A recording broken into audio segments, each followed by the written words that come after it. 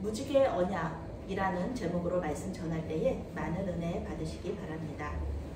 오늘의 핵심 주제는 인간의 죄악이 하나님의 은혜를 끊을 수 없다. 인간의 죄악이 하나님의 사랑을 끊을 수 없다 입니다. 지난번 파주로 기도 수련회를 갔을 때요, 이 침묵으로 항상 이 기도 수련회는 침묵으로 하는데 아침 식사도 저 식사할 때도 침묵을 해요. 식사할 때도 아침, 점심, 저녁 이 식사할 때도 침묵해요. 계속 침묵하는데 침묵하면서 기도하는 거예요. 식사도 기도해요. 그런데 그날 아침에 이제 아침 식사를 하게 되는데 그 창밖을 이렇게 보는 자리에 제가 앉아서 아침에 식사를 하는데 해가 떠오르는 거예요. 해가 겨울이니까 좀 해가 늦게 떠오르는지 하여튼 해가 그렇게 이렇게 떠오르는 거를 제가 보면서 아침 식사를 하게 되었습니다. 그런데 해가 뜨는 것을 보는데 어떤 기억이 있어요. 어떤 생각이 하나 떠올랐어요. 그것은 무엇이냐면은 제가 산티아고 순례길을 걸을 때 아침에 일찍 출발하거든요. 그러면 이제 길에서 해가 뜨는 일출을 보는 경우가 많았어요. 그래서 그때가 생각이 나는 거예요. 그때 해 뜨는 걸 보면서 걸었었지. 그러면서 또 밥을 먹으면서 이제 생각을 하는데 제가 그때 하나님한테 기도했던 기도가 하나가 생각이 났습니다. 그때 이제 그 산티아고 길에서 만났던 미국 친구가 있어요. 미국 목사님인데 그 목사님이 여자 목사님이고 아주 젊은 사람인데 몇 년에 한 번씩 산티아고 길을 걸어요. 그분은. 그러면서 혼자 걷는 사람이 있으면은 같이 걸어주고, 그리고 또 이렇게 상담할 거 있으면은 상담해주고, 그러면서 그 산티아고 길 자체가 이 목사님의 사역지인 거예요. 그 시간 동안. 물론 미국에 사역지가 있지만. 그래서 제가 그 목사님을 보면서 나도 저런 사역, 그러니까 혼자 있는 사람 위로해주고 마음 상한 사람 상담해주고 그러는 사역을 좀 하고 싶다. 하나님 저도 할 수 있게 해주세요. 지금은 제가 여유가 없어서 못하지만 또 저는 또 그들하고 말도 제가 영어도 그렇게 잘 하지 못하니까 잘 안 되고, 또 저는 그때 당시에는 제 마음에 여유가 없어서 못했는데 하나님 저도 그런 일을 할 수 있게 해주세요. 그러면서 그 사명이, 그 기도 제목이 다시 한번 떠오르는 그런 경험을 했습니다. 한국에 돌아와서 바쁘게 사는 동안에 그 사명은 잊어버린 거예요. 그냥 그때 그런 기도를 했었나? 그런 생각도 잊어버리고 있었는데 그 식사를 하면서 해가 뜨는 것을 보면서 이 사명이 다시 한번 생각나는 것이었죠. 이렇게 우리는 현재의 어떤 장면을 이렇게 보면서 과거에 했던 일들을 기억하는 때가 있습니다. 그것은 약속이 될 수도 있고요. 마음의 소원이 될 수도 있습니다. 우리가 잊지 않도록 이렇게 달력에 적어놓는 것도 오늘 말씀 속에서 이렇게 나오는 것처럼 잊어버리지 않으려는 것이죠. 오늘 하나님께서도 자신의 약속을 잊어버리지 않기 위해서 자연 속에 그 자신의 약속의 증거를 이렇게 놓아두세요. 그것이 무엇인지, 그 약속의 증거가 무엇인지 말씀 속으로 들어가 봅시다. 1절부터 4절 말씀 함께 읽겠습니다. 하나님이 노아와 그 아들들에게 복을 주시며 그들에게 이르시되 생육하고 번성하여 땅에 충만하라. 땅의 모든 짐승과 공중의 모든 새와 땅에 기는 모든 것과 바다의 모든 물고기가 너희를 두려워하며 너희를 무서워하리니 이것들은 너희의 손에 붙였음이니라. 모든 산 동물은 너희의 먹을 것이 될지라. 채소같이 내가 이것을 다 너희에게 주노라. 그러나 고기를 그 생명되는 핏째 먹지 말 것이니라. 네, 하나님께서는 이 노아와 노아의 가족들의 예배를 기쁘게 받으셨습니다. 그들의 기도에 응답해 주셨습니다. 그 응답이 무엇이냐 하면은 복을 주시는 거예요. 복을 주셨다 이렇게 말씀하고 있죠. 노아와 그 아들들에게 복을 주셨다. 복을 주셨다. 이것은 무릎을 꿇고 주시는 복을 받는 것인데요. 기도할 때 기도의 응답으로 받는 것이 바로 이 복입니다. 그런데 이 복은요, 그 눈에 보이는 그런 복이 아니고요, 능력을 주신다. 원어적인 의미로는 그거예요. 능력을 주시는 거예요. 그래서 생육하고 번성하며 땅에 충만할 수 있는 능력을 하나님께서 주셨다는 것입니다. 아담에게 말씀하셨던, 아담에게 주셨던 복과 같죠. 우리가 원하는 소망들을 주님께 올려드리면 주님께서는 우리에게 그 소망들을 이룰 수 있는 능력을 주신다는 것입니다. 이것이 바로 복의 원어적인 의미인 것입니다. 그런데 오늘 말씀에는 아담에게 주셨던 말씀하고는 조금 다른 것들이 있죠. 땅의 모든 짐승과 공중의 모든 새와 땅에 기는 모든 것과 바다의 모든 물고기가 사람을 두려워하고 무서워할 것이다. 이런 말씀이 있어요. 원래 에덴 동산은 그렇지 않았잖아요. 에덴 동산은 짐승과 사람이 함께 어울려서 워낙 이때는 채소만 먹으니까 서로 잡아먹지 않았잖아요. 그러니까 행복하고 평화로웠단 말이에요. 아담이 이름을 지어주었고요. 또 동물들도 아담을 잘 따랐고요. 행복한 이렇게 삶을 살았었는데 홍수 이후에 달라진 것이죠. 짐승들이 사람을 무서워하고 두려워하게 되었다. 이거는 전쟁의 의미가 들어있어. 이 말씀 속에는, 이 단어 속에는 전쟁의 의미가 있어요. 그래서 이제는 평화로운 상태가 아니에요. 짐승하고 동물들하고 평화로운 상태가 아니라 이제는 전쟁 상태로 들어가는 겁니다. 당연하죠. 나를 잡아먹으려고 하는 사람들하고 어떻게 평화로운 관계를 가질 수 있겠습니까? 이제 주님께서 다시 오실 때까지 사람과 짐승은 전쟁 상태로 들어가게 됩니다. 물론 온순한 동물들도 있어요. 그런데 우리보다 힘이 센 짐승들도 있잖아요. 바다에는 상어들도 있고요. 그리고 사자, 호랑이, 또 뱀, 독사, 그리고 모기, 작지만 우리 많은 사람들이 모기 때문에 죽고 있죠. 그런 것들이 있어요. 우리 단독으로 싸우면은 이길 수 없습니다. 단독으로 호랑이랑 싸워서 이길 수 있는 사람이 어디 있어요? 그나마 우리 사람이 이길 수 있는 것은 총이 있기 때문에, 총이나 화살과 같은 무기가 있기 때문에 우리가 지금까지 짐승들과 싸워서 죽지 않고 살아남을 수 있었다는 것이죠.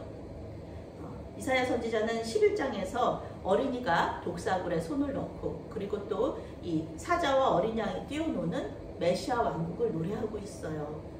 이런 날이 와요. 오는데 그것이 지금은 아니다. 예수님께서 다시 오셔서 예수님께서 다스리는 그 나라가 되면은 서로 이제 동물들과 우리 사람의 삶에 그 전쟁이 없이 평화로운 상태가 계속될 것이다 라는 것이죠. 우리가 예수님께서 다시 오실 날을 대망하는 이유 중에 하나입니다. 짐승들이 사람을 무서워하고 두려워하는 이유가 이제 우리 사람이 지금까지는 채소만 먹었는데 이제는 고기를 먹을 수 있게 해주신 거예요. 하나님 허락하셨어요. 지금까지는 먹지 않았어요. 그런데 왜 이제부터 먹어야 될까요? 홍수 심판 이후에 땅이 완전히 망가졌어요. 그래서 가뜩이나 농사 지어도 잘 이렇게 아담의 죄 이후에 가뜩이나 농사를 지어도 제대로 나오지가 않는데 지금 완전히 홍수 때문에 망가졌잖아요. 그 땅에서 어떻게 음식을 구할 수 있겠습니까? 광야에서 하나님께서 40년 동안 이스라엘 백성들을 먹이셨던 것, 만나와 메추라기 하나님께서 매일 주셨기 때문에 만나를 그래서 먹고 살았던 거지. 지금 아담이 노아와 노아의 가족들은 먹을 게 없어요. 배에 실었던 것들도 전부 다 이렇게 이제 다 떨어졌잖아요. 식량도 1년 동안 지나가면서. 그러니까 방주 안에 있는 식량은 거의 떨어졌고 아직 땅에는 먹을 만한 것이 없고 사람은 먹지 못하면 죽고 이렇기 때문에 하나님은 짐승을 식량으로 주신 것입니다. 그런데 지켜야 될 명령이 하나 있어요. 고기 먹어도 돼요. 그렇지만 지켜야 될 명령이 있어요. 말씀에서도 나오잖아요. 우리 에덴 동산에서도 모든 나무의 실과 먹어도 되지만 선악을 알게 하는 나무 하나 그거는 먹으면 안 되잖아요. 마찬가지예요. 하나님께서 말씀하셨어요. 모든 고기를 먹어도 되지만 피째 먹으면 안 돼요. 피를 먹지 말라는 게 아니라 고기를 먹으면 안 되는데 그 고기에 피가 있는 상태로 먹으면 안 된다는 겁니다. 여전히 피를 머금고 있는 고기 그것을 먹으면 안 돼요. 이것은 무슨 뜻인가요? 짐승을 살아있는 채로 잡아먹지 말라는 거예요. 살아있는 채로 먹지 말아라. 살아있는 동물의 살을 베어먹는 것을 하나님께서는 엄격히 금지하고 계십니다. 아니 무슨 우리가 지금 뭐 무슨 살아있는 동물을 누가 먹어 라고 생각할 수 있지만 실제로 우리 어떤 그 부족 중에는 이런 부족들도 있어요. 살아있는 동물의 살을 먹는 그런 사람들도 있다는 것입니다. 그것은 절대로 하나님께서 허락하지 않으신 것이다. 5절과 6절 말씀 함께 읽겠습니다. 내가 반드시 너희의 피 곧 너희의 생명의 피를 찾으리니 짐승이면 그 짐승에게서 사람이나 사람의 형제면 그에게서 그의 생명을 찾으리라. 다른 사람의 피를 흘리면 그 사람의 피도 흘릴 것이니 이는 하나님이 자기 형상대로 사람을 지으셨음이니라. 아멘. 네, 하나님은 자기 형상대로 지음받은 사람을 보호하세요. 그래서 누구든지 짐승이 사람을 죽였다 또는 사람이 사람을 죽였다, 그 짐승이라든지 그 사람은 반드시 죽음에 이르게 된다. 하나님의 심판을 받아서 죽게 된다라는 것을 처음부터 하나님께서 말씀하신 거예요. 하나님의 주권 속에서 살인자는 반드시 죽임을 당합니다. 물론 법의 심판을 받을 수도 있고요. 지금까지도 고대 군동에서는 가족들이, 친족들이 원수를 갚기도 해요. 그런 일들이 하나님의 주권 가운데 일어날 수 있다는 거예요. 그런데 우리 예수님은 복수, 피해 복수보다는 용서를 선택하셨죠. 가장 강한 자만이 복수 대신에 용서를 선택할 수 있는 겁니다. 우리는 참 어렵죠. 하나님께서 계속 원수를 사랑하라 우리 예수님께서 그렇게 말씀하시지만 우리 힘으로는 그게 어렵다는 것입니다. 성경은 하나님께 복수를 맡겨드려라, 그리고 복수 대신에 용서를 선택해라 라고 얘기하지만 복수 자체를 부정하고 있지는 않습니다. 그렇죠. 성경에 나오죠. 우리나라 속담에 남의 눈에 눈물 나게 하면은 자기 눈에 피눈물 날 것을 각오해야 된다는 말이 있죠. 남에게 악한 짓을 하면은 자기는 더 큰 벌을 받게 될 것이라는 것을 비유적으로 이르는 말입니다. 우리 조상들도 그 지혜가 그렇게 있었고, 그 다음에 성경에서도 그 모두 다른 사람의 생명을 존중하라 이렇게 말하고 있습니다. 예수님은 이 율법을 이렇게 더 해석하시죠. 예수님은 형제를 미워하는 것도 살인이다 이렇게 말씀하시면서 율법을 재해석해 주세요. 주기도문에도 우리가 우리에게 죄 지은 자를 용서하여 준 것 같이 우리의 죄를 용서해 달라는 내용이 있습니다. 우리의 뿌리 깊은 죄성이 언제나 우리를 화목하게 하고 화해하게 하지 않아요. 형제들끼리도 싸울 때가 있어요. 그렇지만 아예 싸우지 말라는 게 아니라 그 싸우고 나서 서로 용서를 빌고 또 용서를 받고 화해하라 이렇게 말씀하시는 것이죠. 그 가운데, 그 관계 가운데 서로 용서하고 화해하는 그 관계 가운데 하나님의 나라가 임하게 된다는 것입니다. 13절 말씀부터 16절 말씀 함께 있습니다. 내가 내 무지개를 구름 속에 두었나니 이것이 나와 세상 사이의 언약의 증거니라.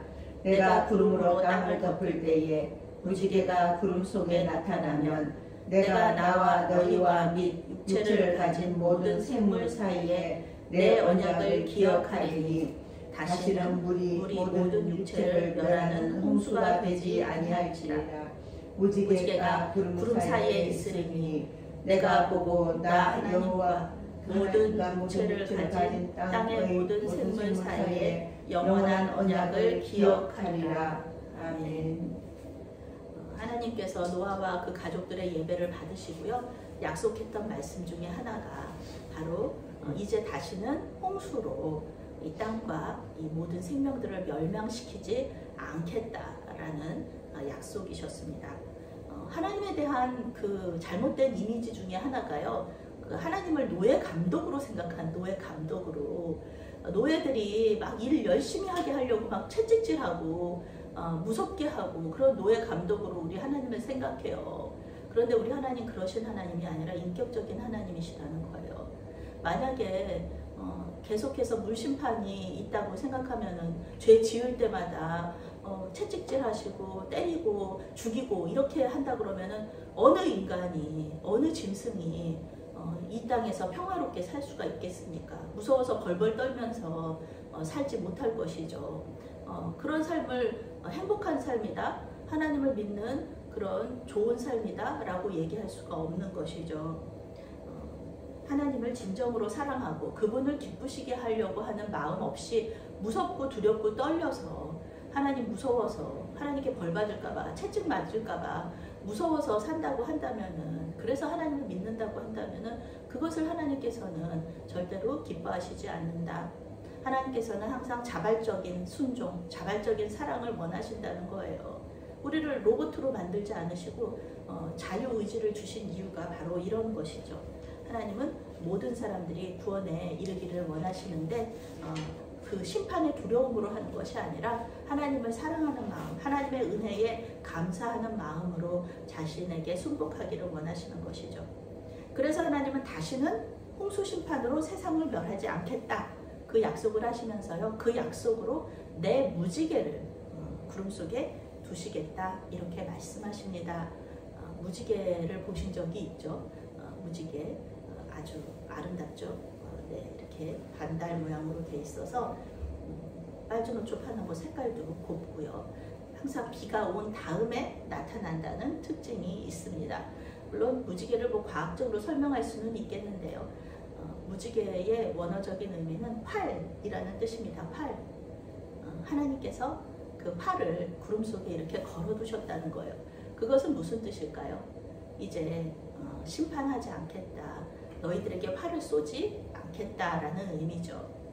하나님은 무지개를 보실 때마다 다시는 홍수로 생명이 있는 모든 것들을 멸망시키지 않겠다는 약속을 내가 기억하겠다. 내가 너희들이 죄 짓는 것을 보면서 심판하고 싶고 물로 심판하고 싶어도 내가 저 무지개를 보면서 아, 내가 그러지 않기로 했지, 그러면서 그 약속을 기억할 것이다, 이렇게 말씀하시는 거예요. 그런데 전지전능하신 하나님이 그 약속을 잊어버리실 수 있을까요? 내가 기억하겠다 그렇게 말씀하시는 거 무슨 뜻이에요? 내가 기억하겠다는 말씀이 아니라 너희들이 기억하라는 말씀이시잖아요. 무지개를 볼 때마다 조상들의 죄와 하나님의 은혜와 또 심판을 기억하라, 그런 뜻이잖아요. 하나님께서 선악을 알게 하는 나무의 열매를 먹지 마라 하신 이유도 바로 그것입니다. 나무를 보면서 하나님과 하나님의 약속을 기억하라는 이유였어요. 우리는 하나님을 잊고 살기가 너무 쉽잖아요. 그러니까 하나님께서 무지개를 보면서 나를 기억하라, 내가 했던 약속을 기억하라, 이렇게 말씀하시면서 무지개 언약을 우리에게 주신 것이죠. 그 마음을 알면은요, 그 마음을 알면, 하나님의 마음을 알면 이렇게 사람을 사랑하시고 이렇게 사람이 하나님의 은혜로 살고 또 하나님의 또 그 구원의 그런 섭리 가운데 이 사람들이 그 따라오기를, 그 순복하기를 원하는 이 하나님의 마음을 알면 우리가 어떻게 죄를 짓겠습니까? 죄를 짓고 싶다가도 하나님이 나를 사랑하시지, 하나님 나한테 내 심판하시고 벌 주시는 거 너무너무 싫어하시지, 하나님 너무 힘들어 하시지, 그런 생각을 하면은 죄를 짓다가도 못 짓게 되는 거죠. 그리고 그 마음, 죄 짓고 싶었던 그 마음을 하나님께 이렇게 올려드리고 또 회개할 수밖에 없는 것입니다. 그런데 우리는 이런 마음을 가지고 있지만 우리의 연약함은 죄를 지을 수밖에 없는 거죠. 우리의 뿌리 깊은 죄성, 그것은 우리를 죄짓게 만듭니다. 그래서 주님의 은혜가 아니면 우리는 살 수 없다, 이렇게 고백할 수밖에 없는 것이죠. 노아와 그 가족에게도 이런 일이 벌어집니다. 20절 말씀부터 23절 말씀 함께 있습니다. 노아가 농사를 시작하여 포도나무를 심었더니 포도주를 마시고 취하여 그 장막 안에서 벌거벗은지라. 가나안의 아버지 함이 그의 아버지의 하체를 보고 밖으로 나가서 그의 두 형제에게 알리매 셈과 야벳이 옷을 가져다가 자기들의 어깨에 메고 뒷걸음쳐 들어가서 그들의 아버지의 하체를 덮었으며 그들이 얼굴을 돌이키고 그들의 아버지의 하체를 보지 아니하였더라. 아멘. 네, 하나님께서 복을 주신 대로 노아와 그의 아들들을 통해서 온 땅에 사람들이 가득하게 됩니다. 이제 노아는 한 집안의 가장일 뿐만 아니라 지금으로 말하면 왕 같은 사람이죠.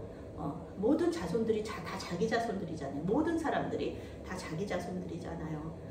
그리고 농사도 잘 됐어요. 의인이면서 당대 완전한 자라고 칭찬을 받는 그런 사람이에요. 하나님도 잘 믿고 사업도 잘 되고 자손들도 다 잘 되는 그런 상태예요. 그런데 오늘 말씀에서 그는 포도주에 취해서 벌거벗고 자기 집에 누워 있었다라는 것이에요. 오늘 말씀은 참 우리가 해석하기 어려운 말씀입니다. 그럼 우리가 노아의 이야기를 들으면서 노아가 그렇게 무슨 큰 잘못을 저질렀나? 그런 생각이 들어요. 농사가 잘 됐어요. 그래 포도 농사가 잘 돼서 포도주를 마시고 남의 집에 누운 것도 아니고 길거리 바닥에 누운 것도 아니고 자기 집 안에 들어가 있어요. 자기 집 안에 들어가서 포도주에 취해서 벌거벗고 누워 있었어요.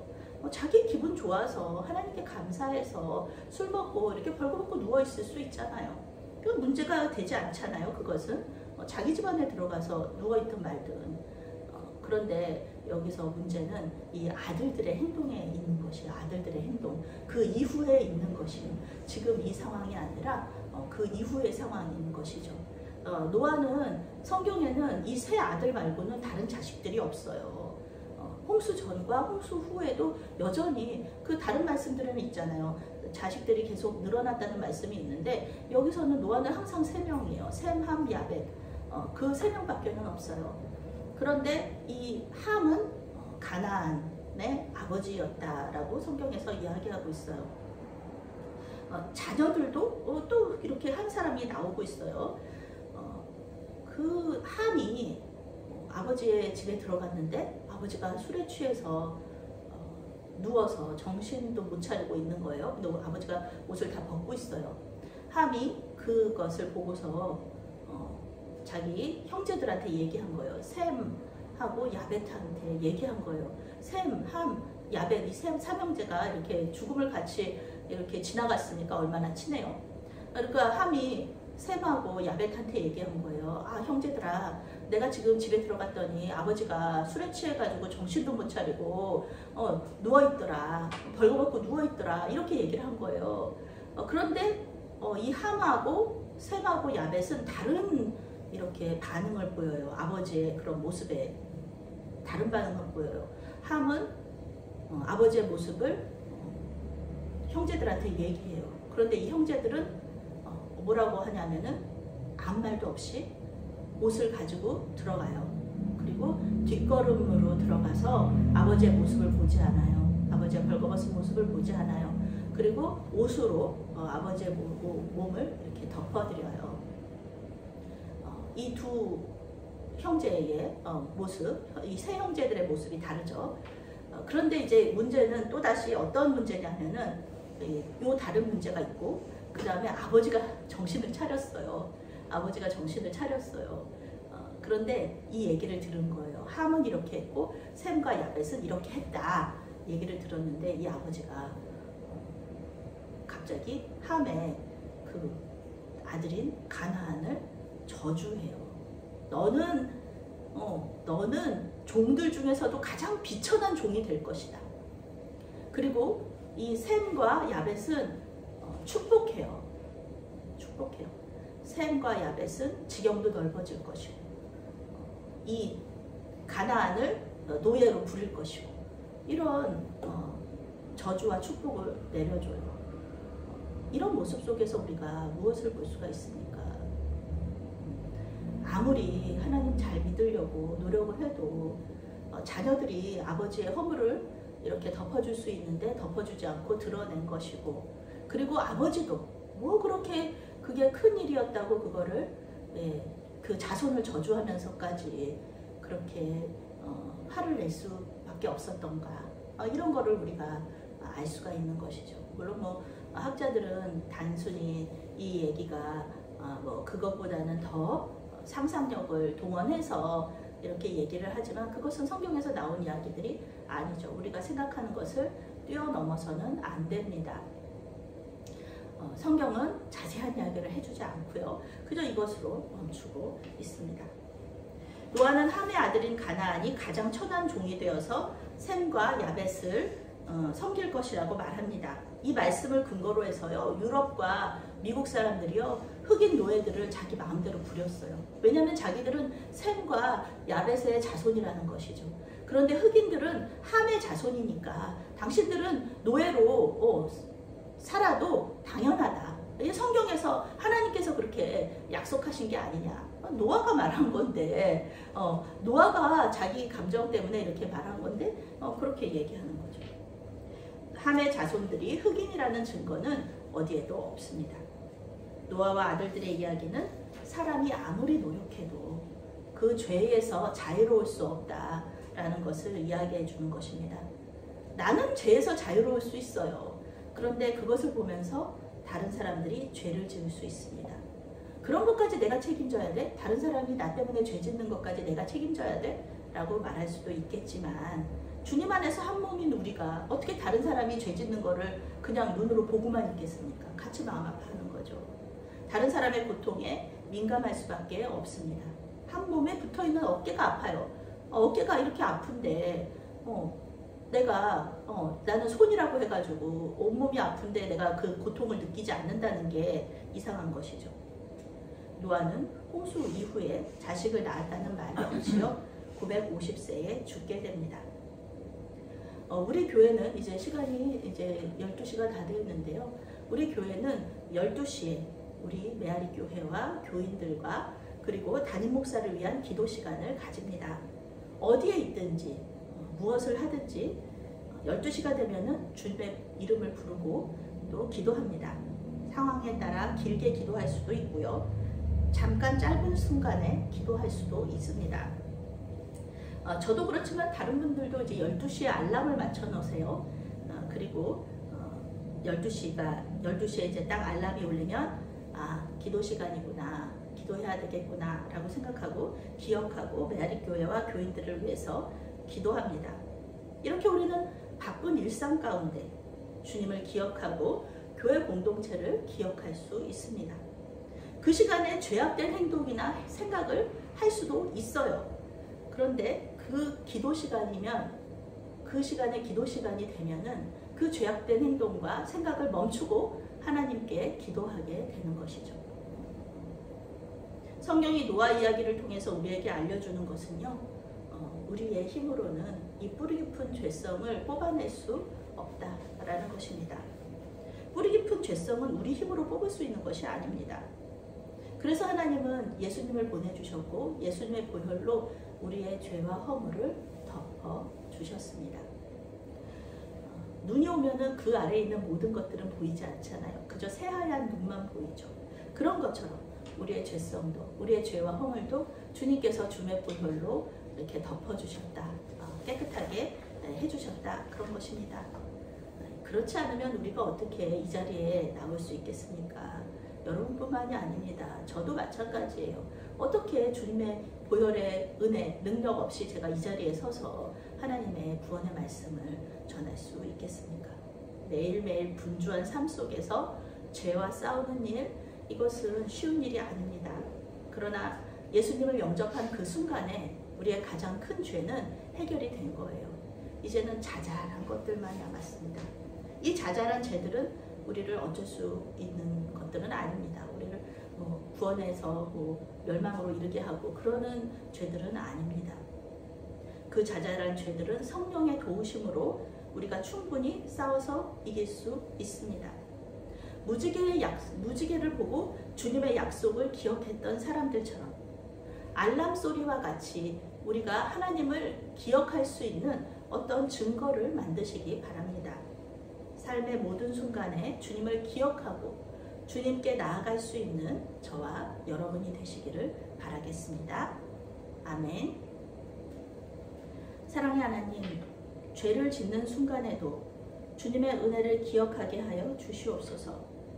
우리 힘으로 이길 수 없는 이 뿌리 깊은 죄성을 주님의 보혈로 덮어주셔서 주님 안에서 자유하게 하여 주시옵소서. 예수님의 이름으로 기도합니다. 아멘.